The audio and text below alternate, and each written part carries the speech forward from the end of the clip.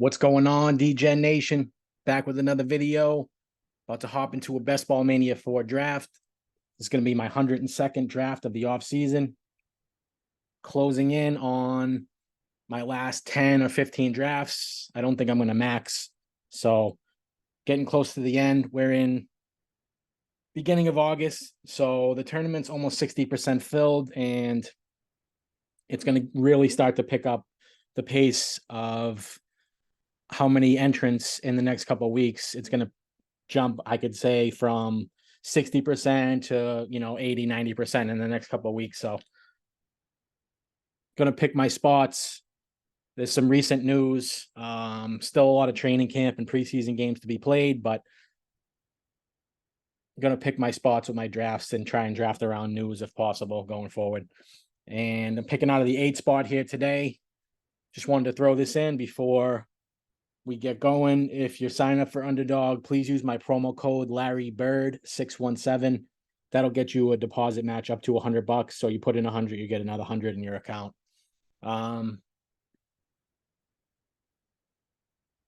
Pretty typical top 5 here. Obviously, McCaffrey usually going at 3rd or 4th as opposed to 2nd.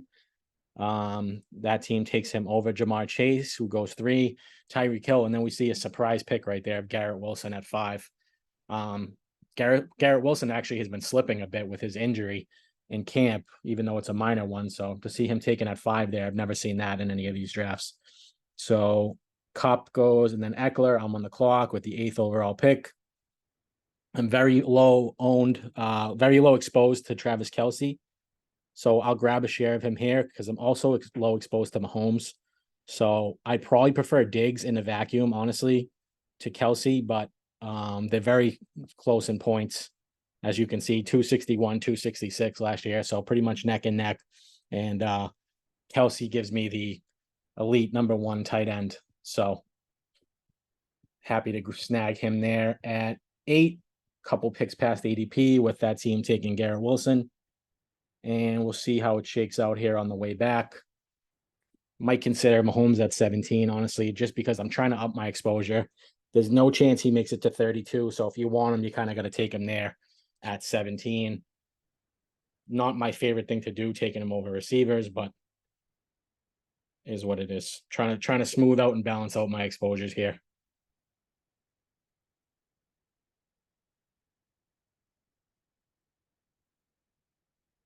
After Kelce goes Bijan at 9, Stephon Diggs at 10, AJ Brown at 11.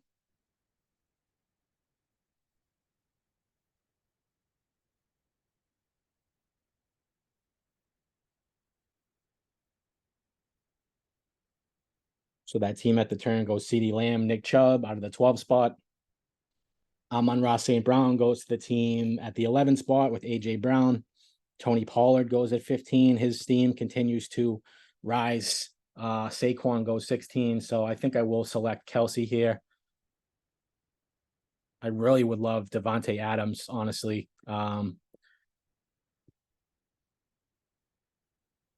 That's a tough one. I'll go Mahomes just because I don't really have many shares of Mahomes, and I don't want to be that low owned to him. So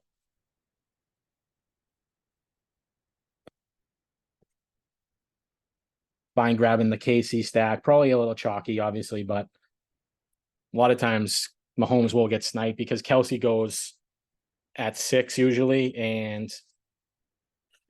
Mahomes ADP is 20, but I see him get sniped a lot of times here at the 18, 19. So a lot of those teams that are trying to get the Kelce Mahomes combo get sniped. So maybe not as chalky as it seems with Kelce's ADP.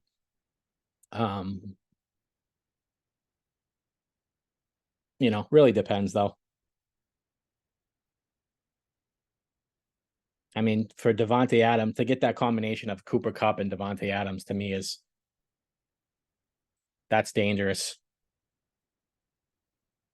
And I'm actually probably going to start drafting a little bit more because of the Kupp injury. I've seen him get pushed down. I saw him go at 8 yesterday. So if that's the kind of combination you can get with Cooper Kupp, Devontae Adams, I mean, those two could finish 1 and 2, and it would not shock me at all. Some people concerned about Kupp's age and the injury, it's a minor tweak. Hamstring injuries are never great, but I think he has plenty of time to get ready for the season.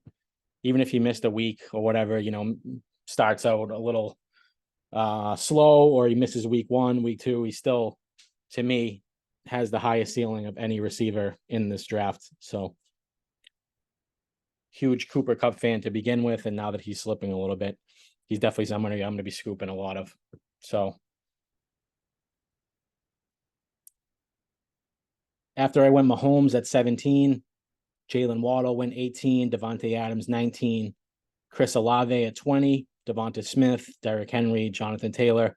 Team at the turn had T. Higgins and Calvin Ridley, 24 and 25. That's the team that took Justin Jefferson at 1 overall.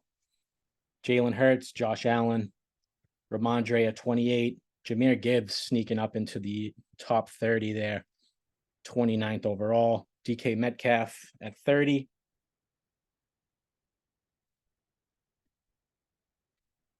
So I'm on deck. I have a quarterback and a tight end, not a typical start for me. So let's see what makes sense here.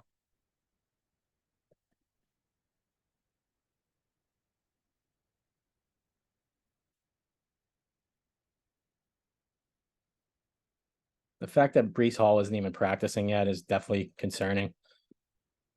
But in best ball, you're looking at the second half of the season. I'm going to go Debo. A lot of people down on Debo, but I like him a lot. So I'll grab Debo there. It's between Debo, Jacobs, and Breece.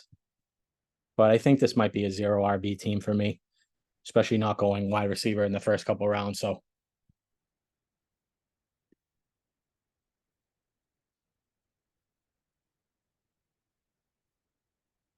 I'm not one of the people that's down on Debo for sure. I really like him for this upcoming season, especially if Purdy's in there from week 1. If he's in there right at the beginning of the season, I think he's the perfect kind of quarterback to bring the most out of Debo. And even if the rushing upside and the touchdowns go down, I think he reclaims his form as an elite wide receiver, specifically just as a wide receiver, not as a wide back or a running back coming out of the backfield. I don't think he needs that to have fantasy success. Does he need that to be what he was 2 years ago? I think he was, top 5 receiver, probably. That definitely helps, getting a few rushing touchdowns, a couple 100 yards rushing. That absolutely helps. But I think without that, he could still put up low end wide receiver 1 numbers in a bounce back season. So that's what I'm betting on. And we see Breece dipping. So that's, that makes me feel good that I didn't take him there with my first pick. He goes there at 38 though.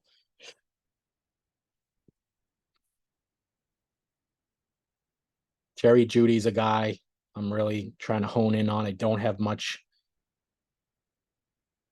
Jerry Judy. So I'm on the clock here. Joe Burrow is also somebody I could take with this KC bet that I've made so far, but it does not feel great taking him without either of those top 2 wide receivers. So I'll pass on him. I will take Judy here. And I might try and build in a little Denver stack, which I don't have much of.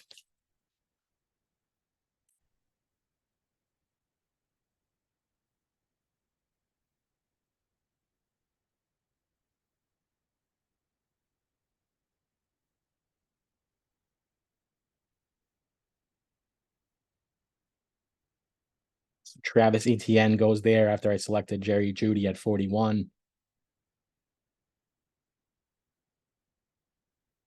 I don't love the way my teams turn out when I don't take a wide receiver in the first couple rounds. Definitely can get sketchy. Which is why I passed there on Josh Jacobs, even though if you told me Josh Jacobs was going to be playing week 1, I'd prefer him over Debo. He just has the guaranteed touches, the guaranteed role. He was excellent last year. I think he finished as RB2 in underdog scoring. So he was right up there in the mix with the elite running backs being taken, in the sixth, seventh, sometimes the eighth round last year.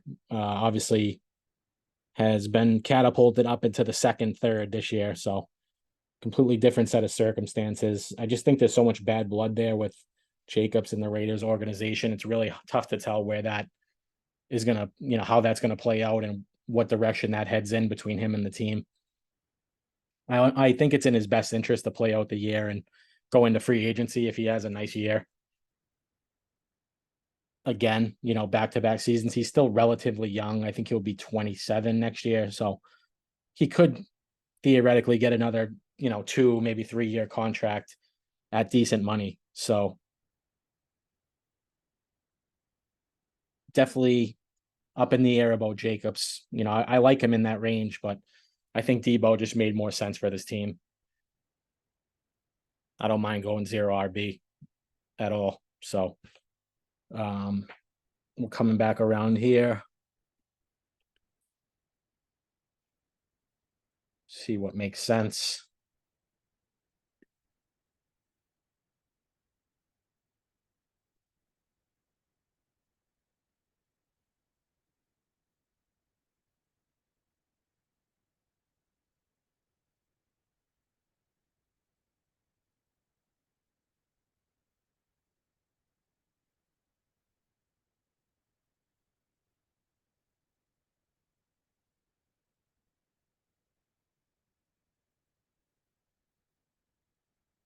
Kenneth Walker is obviously a guy I like. I wouldn't mind him here. And I was going to take Christian Kirk, honestly, and try and maybe snag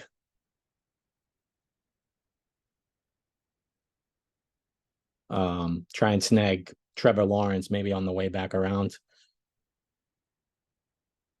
The fact that he's not practicing, I'm gonna pass on him here. I'm gonna go Kittle, and then I'm gonna take the best available. I'm gonna take the best available player on the way back. So this leaves me open for a couple options here. If I get shut out with the rest of the Denver players, I can always pivot to Brock Purdy. I've already built in a little bet here with Debo and Kittle. And if not, if I am able to grab Cortland Sutton and Javonte Williams, then I can continue out my Denver stack. But I don't know if a lot of teams are going to have the Kelsey Kittle combo. And that, to me, that could be very dangerous. I have a ton of these receivers in this range. I have a ton of Mike Evans. I have a ton of Pittman. I have a decent amount of Lockett, but pretty much all of these guys across the board, I have a ton of. So I am more than happy to get a little different there, take Kittle a couple picks past ADP, a couple picks ahead of ADP, and get a little unique here.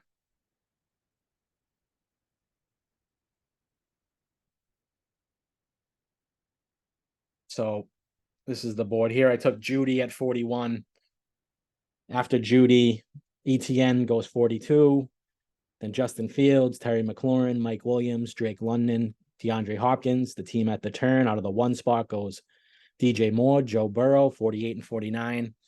Ayuk, Hawkinson, Herbert, JSN, Aaron Jones, Christian Kirk at 55 right there. A few picks past ADP. I went George Kittle, 56. Then we see Deontay Johnson, Alexander Madison, Kenneth Walker, Mike Evans, and Darren Waller to the team at the turn at 60 and 61. Darren Waller going pretty much 2 rounds ahead of where he was all offseason now. So glad I got some of him early in the 80s. Not someone I'm looking at really here in the 60s. And I am on deck. So I love the receivers that are still on the board here. Don't love the running backs. So I will continue to push running backs. And now it just becomes, who do I like here?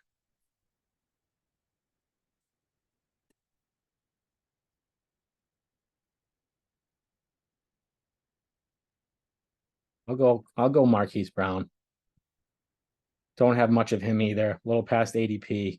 I really want to get more Jahan Dotson, but I think that's best suited for another draft when I'm able to. I mean, he would have made sense actually with my San Francisco build out. So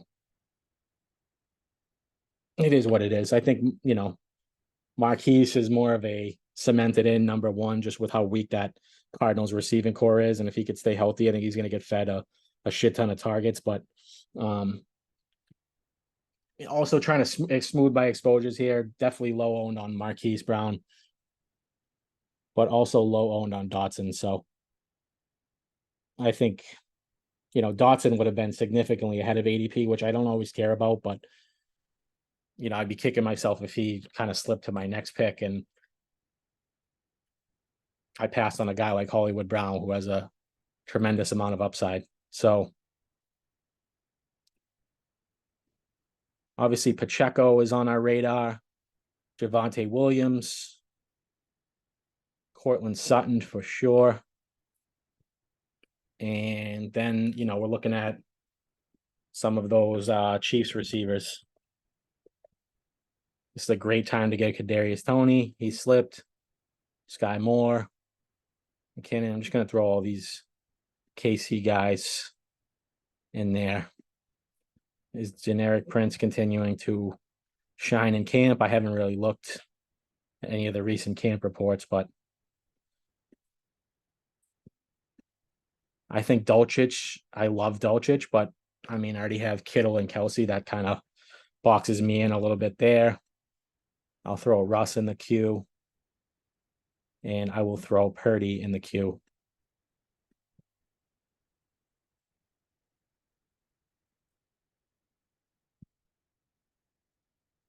And I'm also going to have to make a decision. Like, do I love Pacheco as my RB1? Absolutely not. I just think the way Andy Reid mixes up that backfield, I don't feel great about him as my RB1. And damn, I was hoping for Javonte there.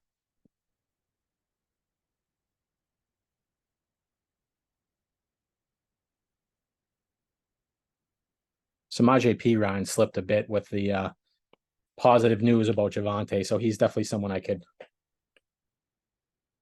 could grab as well.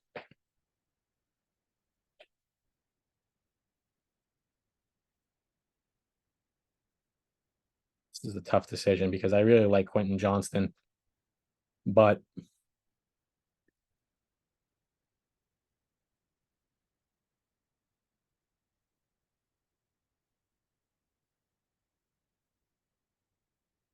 yeah, I'm gonna go Swift here. I think he's just without a doubt for a zero RB team. He's easily my favorite running back in that range. I could have also went with a James Conner. I do have Hollywood Brown, so I could have built myself in a little Arizona stack. But I don't think that's the direction I'm going. I'm going to try and get either Toney or Sutton on the next wrap around. Might just pass on Pacheco. Maybe try and grab one of those later KC running backs. Still not practicing Pacheco. I think he's going to be cleared soon, but it says here Clyde and McKinnon have been getting a lot of the first team reps, and obviously Price, has been getting a lot of hype over the summer. So it's a muddled backfield for sure. And I think a lot of people sleeping on Clyde Edwards-Helaire. I think he has so much to prove. And I think this might be the year he actually stays healthy and produces. It just would not shock me in the least. So let me go back to the board real quick here. Sorry. So I'm 4 picks away, and there's 3 guys that I want here. Any of the 3 I'll be happy with. Kadarius Toney, Cortland Sutton, or who am I forgetting about? Pacheco. Any combination of those 3 guys that I can snag right here, I'll definitely be happy with. I'm leaning more towards the 2 receivers than I am Pacheco. You'd think Toney would make the most sense.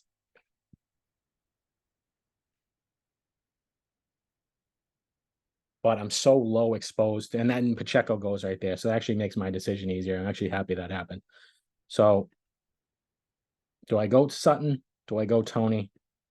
Most people with the KC build I have so far will probably lean Tony, but I'm going to go Sutton here.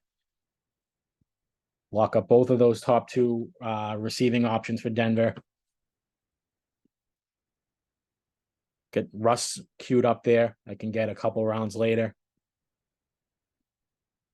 I could always grab a Dolchich and just go with the 3 tight ends, even though I don't love it with the 2 elite tight ends I already have.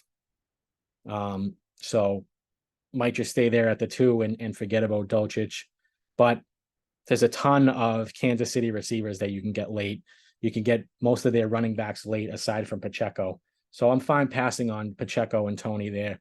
Maybe, people have really soured on Tony and I can get him with my next pick around. That's what I'm really hoping for. So you see Sky Moore is steamed up as well because of the injury news to Tony. So that's one of the benefits of the Kansas City stack is that you can get a shit ton of the Chiefs pieces late, which isn't always the case.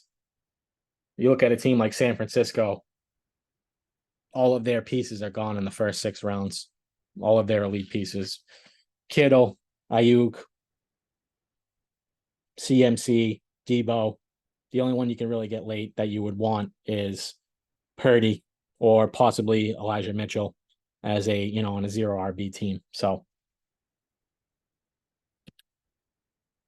quick rundown. I went DeAndre Swift at 80.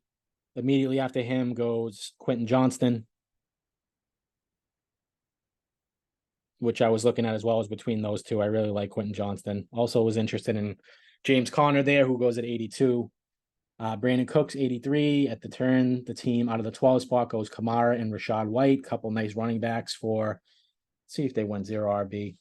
No, that's their third and fourth running back. So don't like that as much there.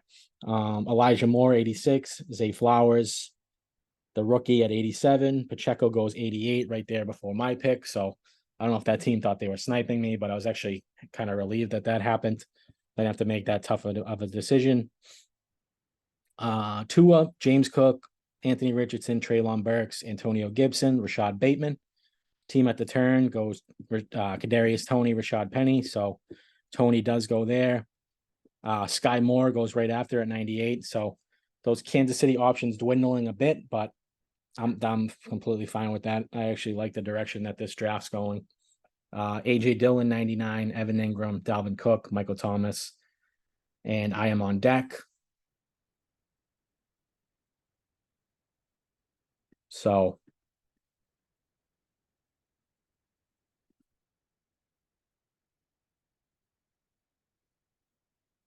this becomes a tough decision here.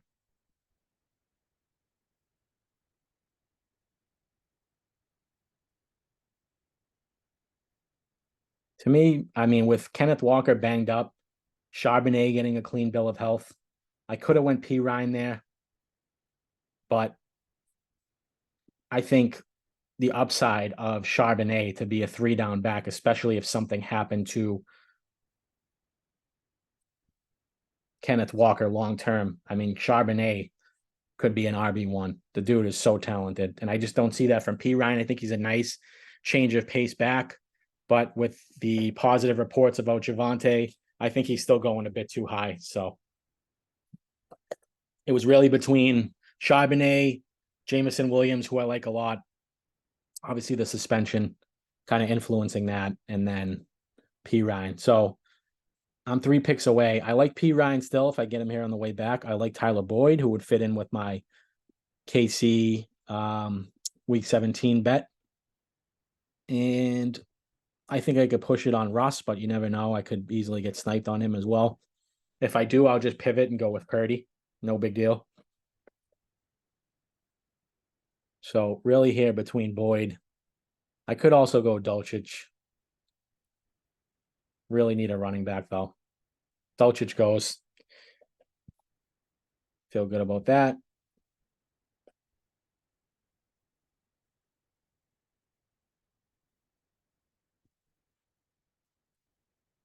See what this team does. They go Odell.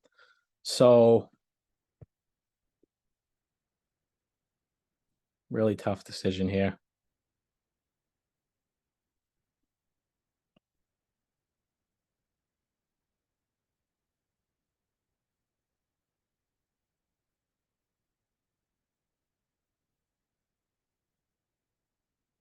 I'll go P. Ryan just because of how thin my backfield is.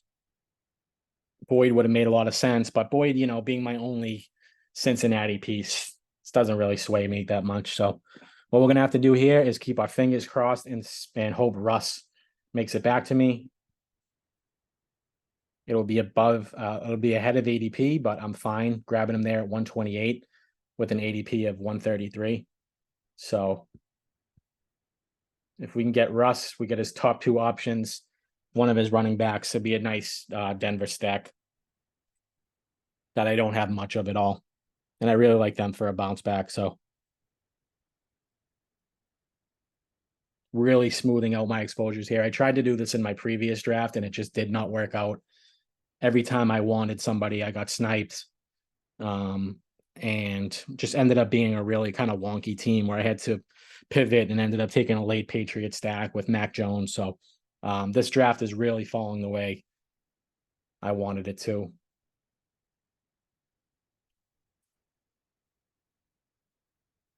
So Charbonnet at 104.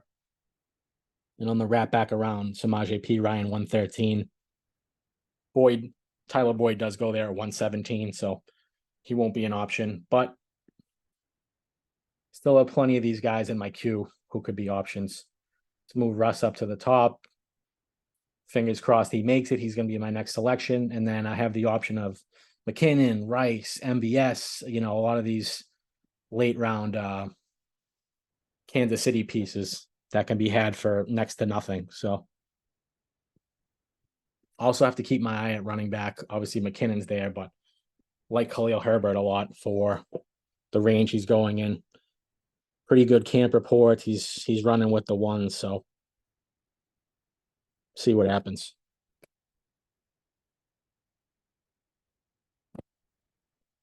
He goes there at 123.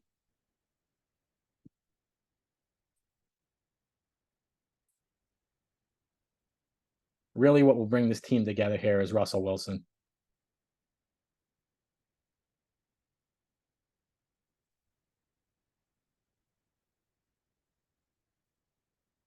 So take a look at quarterback. He is the second quarterback on the list. McKinnon goes there. This team picking right now has a quarterback and the one after has two, but you just never know. Some of these teams just go rogue and get crazy. So we just got to dodge one pick here. That team goes Jamal Williams, Romeo Doubs. So we do get our guy, Russell Wilson. From all accounts, things are looking good. In training camp, looks more mobile. So I think I may go Rashee Rice and then just start to hammer quarterbacks. Running backs late. Very thin at running back here, but that's by design. So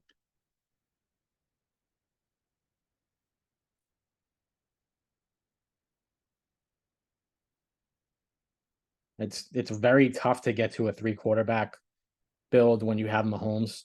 As much as I would like to snag Purdy, it's very tough for me to get to a 3 quarterback build here. But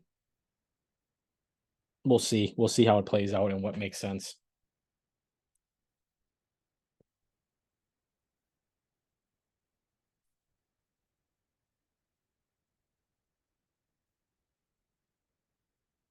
Rashee Rice is second on the board here, so I just have a feeling he's getting sniped. That team goes Okongwu. This team already has 6 receivers, so fingers crossed here. Maybe they switch, and that's what I thought they would do. Grab a tight end. So they got Schultz as their tight end 1. I'll grab Rashee Rice, make a bet on the rookie. Not that the rookies perform great in the Kansas City system, but who knows? Maybe he's the outlier. Maybe the Tony injury opens up some playing time. Maybe he's just better than a guy like MVS. So we'll see.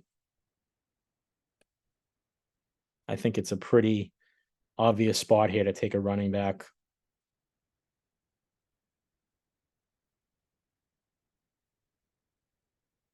I have so much Singletary.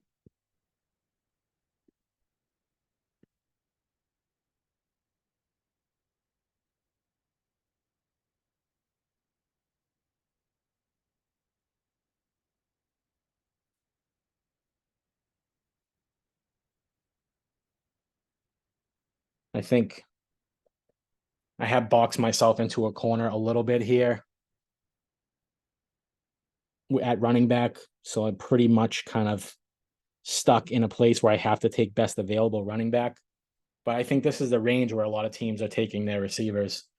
So not my favorite wide receiver core. Like it's, taking the two elite tight ends really limits your team. I went quarterback, tight end, and then I took Kittle at 56 overall. So that's really going to limit my upside at other positions. If I'm going to make that bet, I'm going to do it at running back and just try and do a running back by committee type of approach, a zero RB approach. So, okay, hammering in running back the rest of the way, but it does limit your upside overall. And this is a team I have yet to build with a Kelsey Kittle. Normally going wide receiver early, so this is definitely a change for me, and that's good to get out of your comfort zone a little bit. That's what I'm trying to do with these last few drafts. Smooth out exposures, get a little different, some unique builds in a large field tournament. So Marvin Mims too. I didn't even put him in the queue. That would have been definitely a nice third option there with how thin the Denver wide receiver room is at the moment. But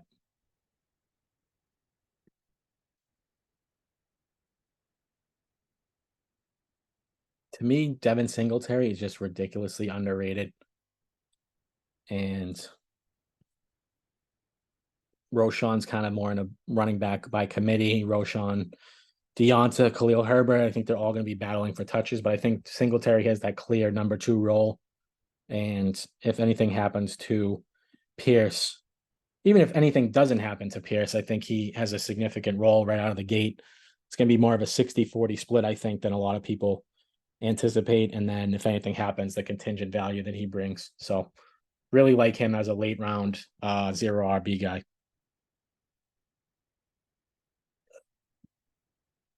So right now I'm at a 2-4-5-2. Going to need a couple more receivers, a couple more running backs. We'll see about Brock Purdy. See if Purdy makes sense here. Or do I just skip Purdy and go for a MVS who has spike week capabilities? Or even a guy like Alec Pierce, who I absolutely love in this range. As a wide receiver 6, I think he's an absolute smash.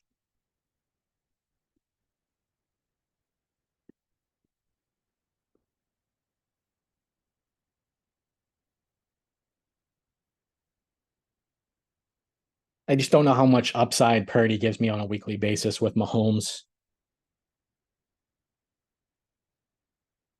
It's just Mahomes, you're guessing even on a bad week, he scores 20, 22. How many times does Purdy outscore Mahomes to the point where it makes it worthwhile here to pass on a good receiver who could be in my lineup some weeks? So, and I also have 3 week 9 buys at receiver. Let's see what Pierce is. He's week 11, so that gets me different at bye week as well. If it's just head to head, MVS versus Alec Pierce, it's Alec Pierce by a million, and don't really care about correlation in this particular scenario. So that's what I'm going to do. I'm going to go Pierce, and I'll take my chances on the way back. If Purdy makes it on the way back, I'm happy taking the 3 quarterbacks, especially since I know I'm only going to go 2 tight ends with Kelsey and Kittle. And that will lead me to a path of 3 nice, really nice stacks. Have Purdy with Debo and Kittle. I'll have Mahomes with Kelsey, and I will have and Rashee Rice, obviously the rookie coming in. Could grab maybe Clyde Edwards-Helaire or Deneric Price later on in the draft as maybe just a flyer. And also I have the nice Denver stack built in with P. Ryan and then his top two receivers, Judy and Sutton. So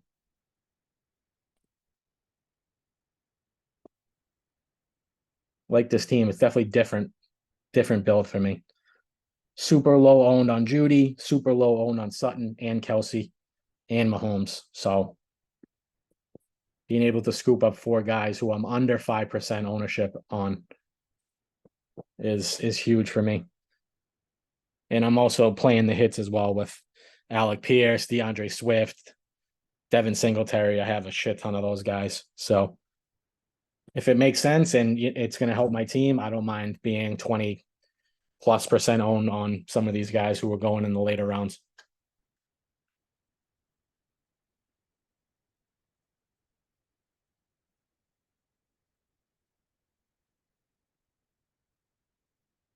So MVS did go right off the board after I took Alec Pierce, which is fine. Brock Purdy goes there at 170. So that dream is dead. Let's see if they do have Ayuk. So and McCaffrey. I should have maybe taken a peek at that, but that's fine. Actually, cool. I'd rather not take the third quarterback, but if he was there, I would have been definitely tempted. So I can scoop up some value here. Who makes sense?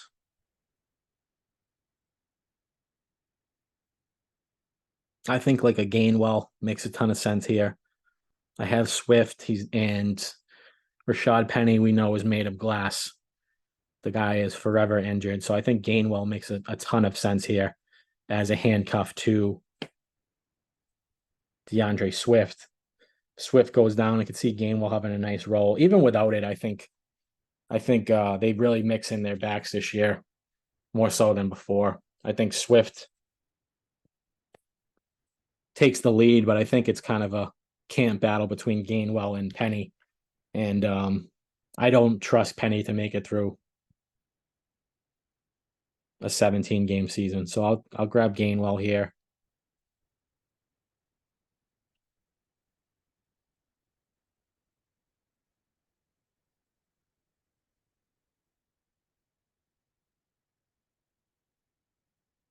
See if I can do a quick Google search about Clyde Edwards-Helaire. See if there's anything positive coming up about him.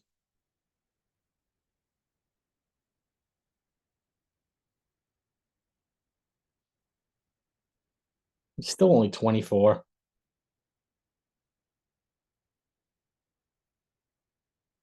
And obviously, they've lost some faith in him. Taking him in the first round doesn't help. I feel like he just feels a tremendous amount of pressure being taken in the first round. It's such a different game from college. You know, he was on LSU. The team was just a juggernaut. So as far as the defensive focus went, you know, he was oftentimes third, fourth, fifth on the list, depending on the play, and just had giant holes to run through. So things change, and he's definitely a smaller back, but you know, it's kind of an all or nothing season for him. And I like guys in a contract all or nothing season.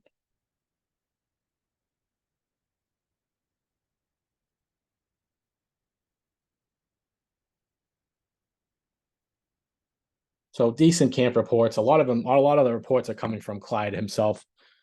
Not always a good sign, but McKinnon's got to be getting to that point where he's wearing down.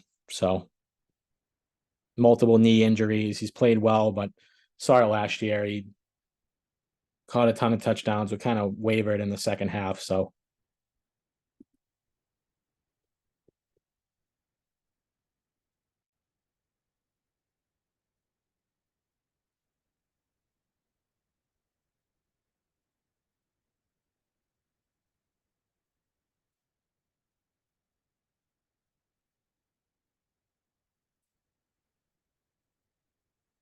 I'm timed out there on Prince. Ugh.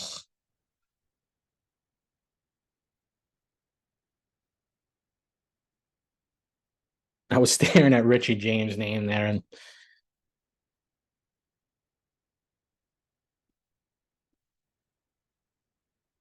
it's tough without seeing some of these preseason games and getting, the full report. It's like it's easier in the earlier in the off season where I'm just going to take a flyer on a guy, but now I kind of want to know, like, Richie James, his salary for this year is 1.2 million. So it's just nothing for them to cut him. And I just don't want to have a dead roster spot. From what I've heard, Deneric Prince has got a good shot to make the team. So I don't hate that. Definitely ahead of ADP, but I don't hate it. Justin Ross is another guy. I just don't trust any of these fifth or sixth receivers on Kansas City. So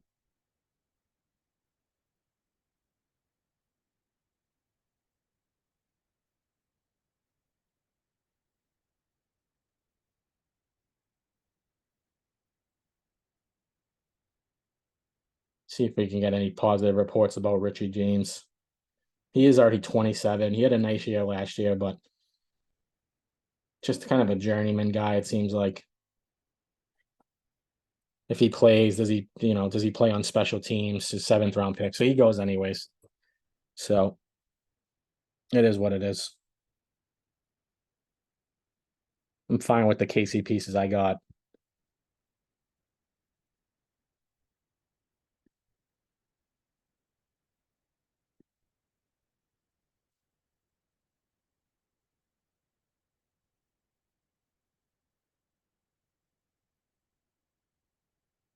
Maybe Chase Brown's an option for me here.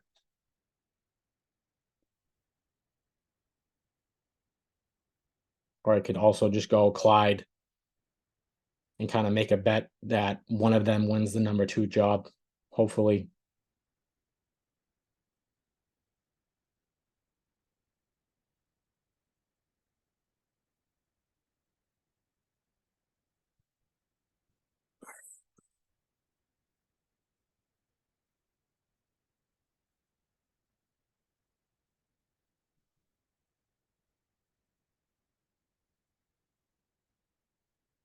I'm gonna go Clyde. I just don't have much of them. So I'll take him here. I'll take a gamble on him.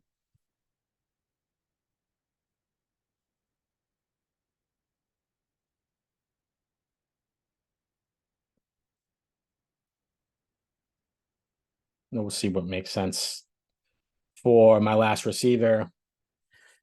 Now that Hamler's out and Sutton's out, I'm kind of wondering who fills out that wide receiver four role for Denver. So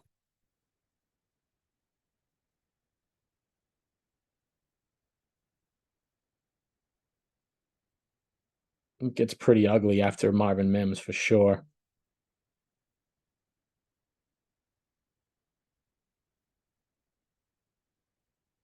Marquez Callaway, I wonder if he's worth a flyer.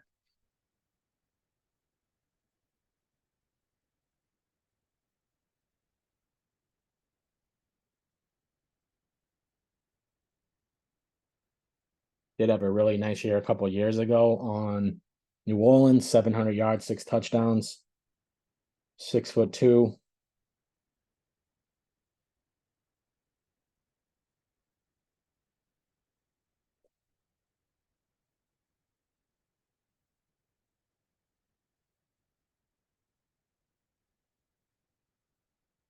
Is the wide receiver four on Denver? Is he going to be a fantasy contributor? Not really sure at this point.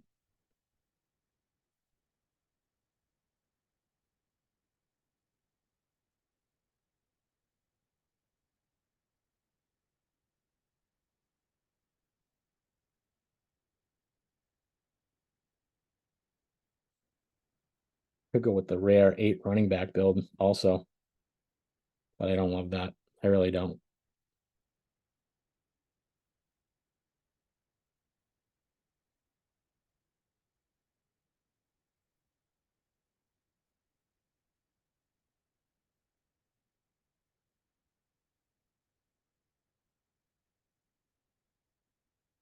I'll go Callaway. Screw it. I'll take a chance. I'll get a little different. He's been getting drafted. He has an ADP, so see how it turns out. I was not looking at the board much those last couple of rounds. I apologize. That really took a lot of deep thinking there to try and figure out. I don't love those last three picks. Obviously, they're just complete dart throws. But on the team where I feel comfortable at quarterback and tight end, I like my top four receivers, and I like Swift as a zero RB1. So I like this team. It's different for me, and I try to get outside the box with some of those picks. Normally, I would have taken. I have like 40% Hunter Renfrow. So do I like Renfrow more than Generic Prince? Of course. And I actually autoed Generic Prince. I did want him though, and I was gonna maybe decide between him and Clyde, but I'm actually happy taking both. See how it shakes out. If Pacheco's not the player he was last year, um, there's always a spot for a number two role and a pass catching role in Kansas City. And I don't know if Pacheco really has that in his bag of tricks. So, maybe Clyde emerges, maybe Prince emerges, and see how it shakes out. So quick rundown of my team. It's a 2-7-7-2. Patrick Mahomes, Russell Wilson, quarterback. Running back, DeAndre Swift, Zach Charbonnet, Samaje Perine, Devin Singletary, Kenneth Gainwell, Deneric Prince, Clyde Edwards-Helaire. Wide receiver, Deebo Samuel, Jerry Jeudy, Marquise Brown, Cortland Sutton, Rashee Rice, Alec Pierce, Marquez Callaway. Tight end, Travis Kelce, George Kittle. So interesting build, interesting team. See how it shakes out. If it goes anywhere, we'll always come back and revisit this. So I appreciate you guys tuning in. If you enjoy the videos, as always, really appreciate it if you can leave me a like, make a comment, leave a comment, let me know what you think, any feedback, what you think I could do better. But most importantly, if you like the content, hit that subscribe button. It means a lot to me. So I will talk to you guys soon. DJ Nation out.